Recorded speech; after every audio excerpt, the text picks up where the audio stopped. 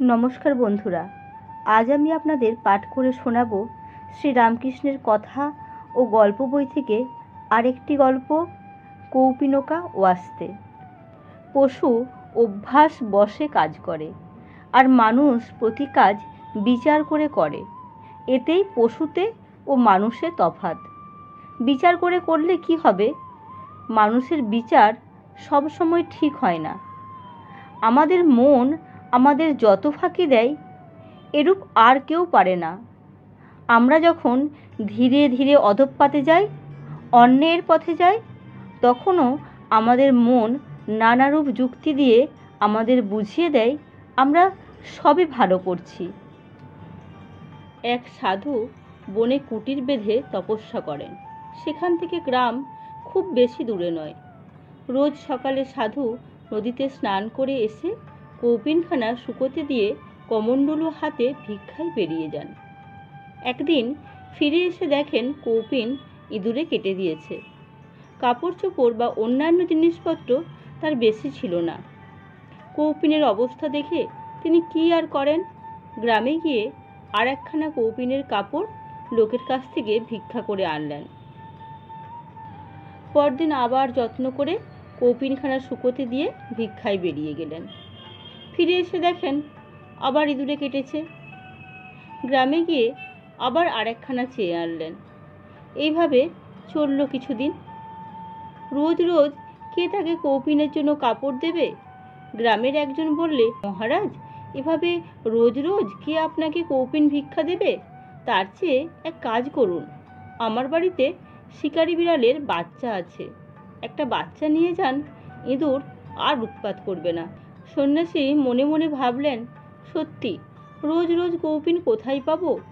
আর রোজ রোজ এভাবে চাওয়াটাও ভালো দেখায় না। তা এই লোকটি যা বলছে মন্দ কি? নিয়ে যাই একটা বিড়ালের বাচ্চা। সাধু বিড়ালের বাচ্চা নিয়ে গেলেন। পরদিন ইঁদুর আর কৌপিন কাটল না। ভিক্ষা থেকে ফিরে যখন দেখলেন তার কৌপিন ঠিক আছে, তখন তার মনে বড় আনন্দ হলো।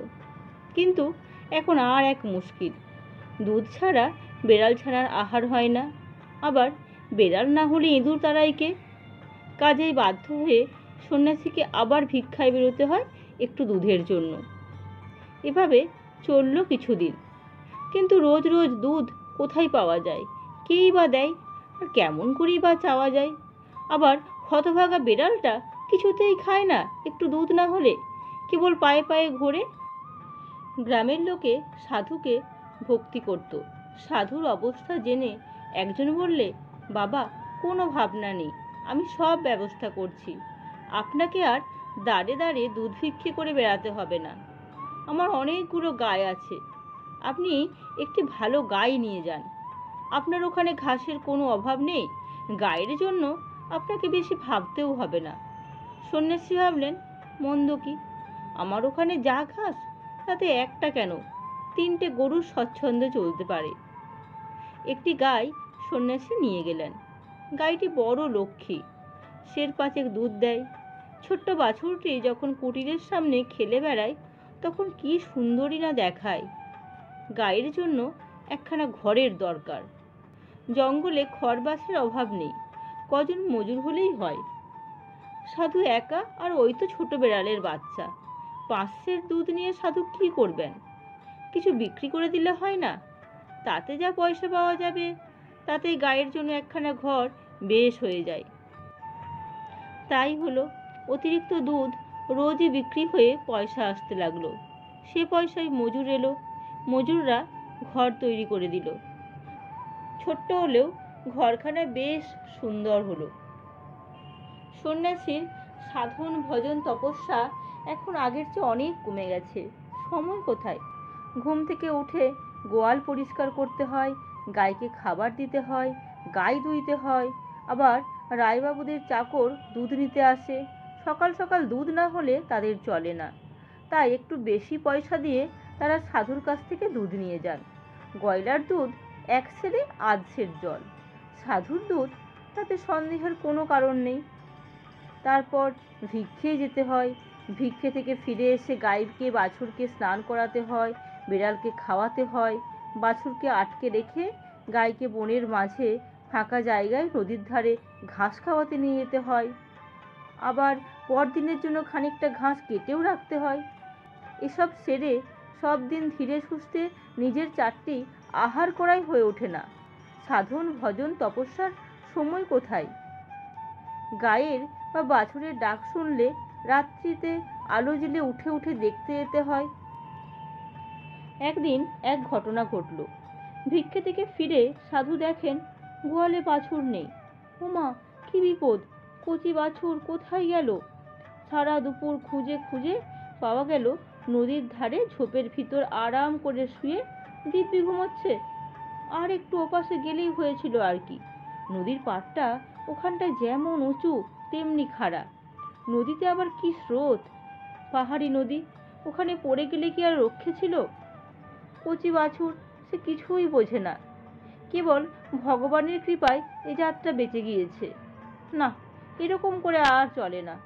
সাধুর তো আর সে জোয়ান বয়স নেই, এত খাটুনি পোষাবে কেন? আর শুধু গাইকে নিয়ে থাকলেও তো চলে না, ভিক্ষে আছে, সাধন ভজন আছে। আর তাছাড়া দুধের যা দাম পাওয়া যাচ্ছে, তাতে একটা চাকর বেশ রাখাই চলে। তা চাকরও রাখা হলো, নাম রামচরণ। সাধু খানিকটা নিশ্চিত হলেন, চাকরটি বেশ ভালো কাজের লোক। অল্প দিনের মধ্যেই সে বাড়ি ঘর সব সাফ করে 2-4টি ফুলের গাছ লাগালো। সাধুর তাতে ভারী আনন্দ।